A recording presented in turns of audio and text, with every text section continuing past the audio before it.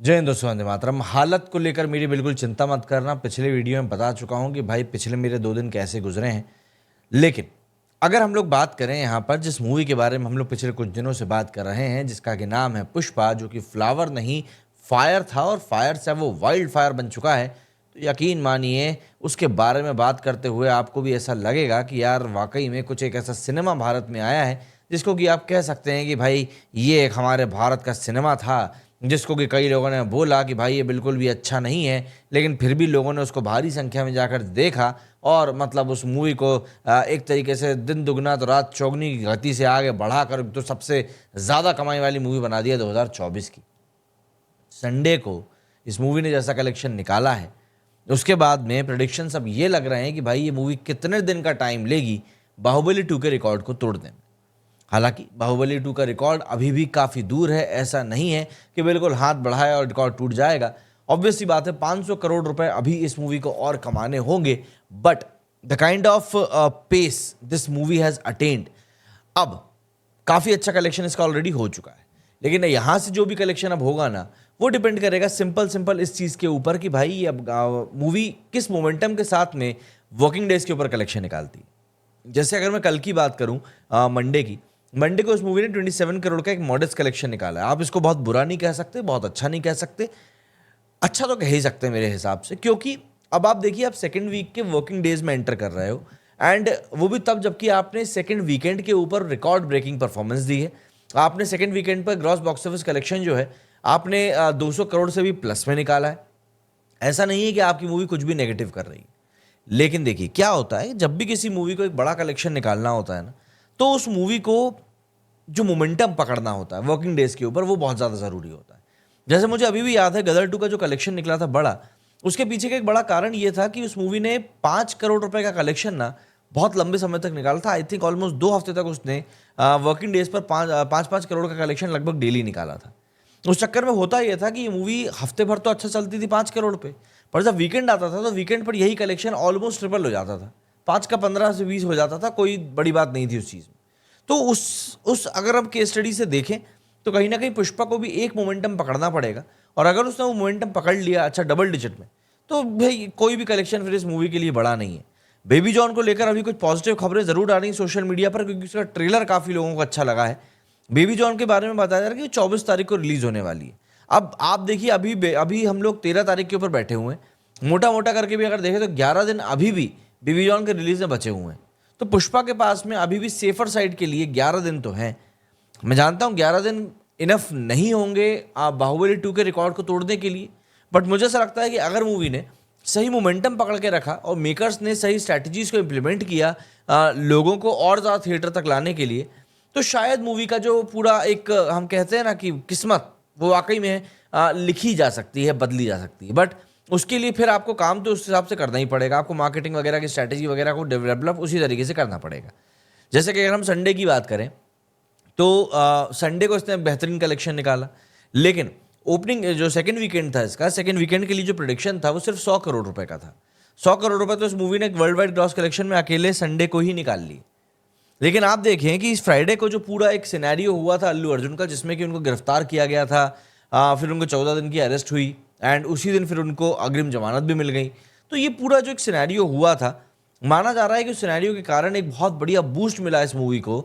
लेकिन एक धड़ा ऐसा भी है जो कि कह रहा है कि नहीं, ये चीज़ कहीं ना कहीं नेगेटिवली इम्पैक्ट करके गई है, और अगर ये सब नहीं हुआ होता तो मूवी इस पॉइंट पर, मतलब जब लोग जाते हैं इस टाइम पर देखने के लिए, तब वो एक बड़ा कलेक्शन निकाल रही होती, और बड़ा कलेक्शन, मतलब सैटरडे और संडे को ये मूवी और भी बड़ा कलेक्शन निकाल रही होती। बट ठीक है, जो भी कुछ हुआ, जो भी है, जो सामने है बात, हम उसकी बात करते हैं, क्योंकि कलेक्शन तो ऐसा है कि मूवी ने देखिए निकाल ली है। अगर हम लोग बात करें अभी तक के इस मूवी के कलेक्शन की, तो जैसा कि हमने संडे की बात करी थी, तो संडे को इस मूवी ने 76.6 करोड़ रुपीज़ निकाले थे। अगर हम बात करें इंडिया नेट कलेक्शन की, तो इंडिया नेट कलेक्शन उन 3 दिनों का हुआ था 170 करोड़, और ग्रॉस में जाकर अगर हम बात करते हैं तो वो ऑलमोस्ट चला गया था फिर उसके बाद में 200 करोड़ के पार। अब इंडिया नेट कलेक्शन जो है, मंडे का जो कलेक्शन कल का निकल कर आया है, वो आया 27.7, एंड 27.7 करोड़ का जो ये कलेक्शन है, ये आने वाले वर्किंग डेज के लिए हमको बताएगा कि भाई किस तरह का ये कलेक्शन निकालेगी मूवी। क्योंकि देखिए 27 करोड़ का कलेक्शन हुआ है, अब ट्यूसडे को हम मान सकते हैं कि ये 20 से 25 करोड़ के बीच का बिजनेस करेगी। And this will go on till the third weekend arrives. तीसरे वीकेंड पर भी हालांकि इस मूवी को लेकर काफ़ी अच्छी उम्मीदें हैं, और तीसरे वीकेंड पर अगर इसको एक और कोई बूस्ट मिल जाता है तो ऑब्वियस सी बात है वहाँ पर एक और अच्छा कलेक्शन निकल पाएगा। लेकिन फिलहाल मंडे की तो यही कहानी, 27 करोड़ रुपए इस मूवी ने कमाए हैं एक रिकॉर्ड ब्रेकिंग सेकंड वीकेंड के बाद में। और सबसे बड़ी बात यह है कि 13 दिन के जो अर्ली एस्टिमेट्स हैं उनमें बताया जा रहा है कि ये मूवी 20 करोड़ से 25 करोड़ के आसपास में कलेक्शन निकालेगी।